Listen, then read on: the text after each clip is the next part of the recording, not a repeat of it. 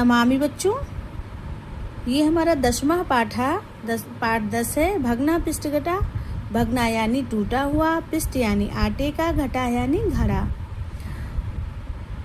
एकम नगरम आसीत, एक शहर था। आसीत का अर्थ होता है था।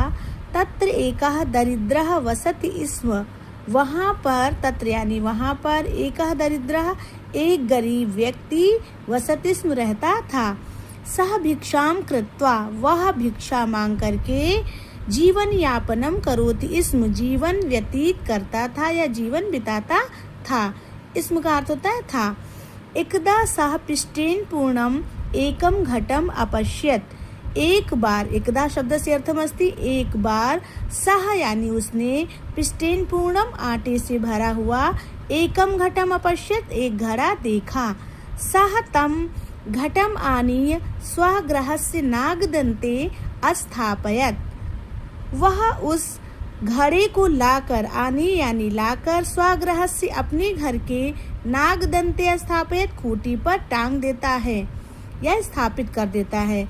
सह यदा, वह जब, यदा शब्द से अर्थ अस्ति जब, तस्य अधः उसके नीचे, अधः यानी नीचे, उपविशति यानी बैठता था, इसमें यानी था।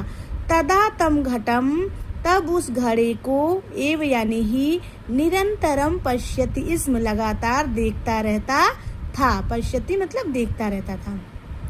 एकदा रात्रि काले सह अचिंतयत, एक बार रात के समय उसने सोचा, अचिंतयत यानी सोचा, यदि देशे दुर्भिक्षः भविष्यति, यदि देश में कभी दुर्भिक्षा यानी अकाल होता है, तहिर एतस्य पिष्टघटस्य मूल्यम अधिकम भविष्यति, तो इस आटे की घड़ी की कीमत, मूल्य यानी कीमत अधिक हो जाएगी। तदा अहम, तब मैं, एतस्य विक्रयणम कृत्वा अजद्वयम क्रेष्यामि, इसको बेच करके, एतस्य विक्रयणम इसको बेच करके, अजद्वयम क्रेष्यामि दो बकरे खरीदूंगा। अज यानी बकरा।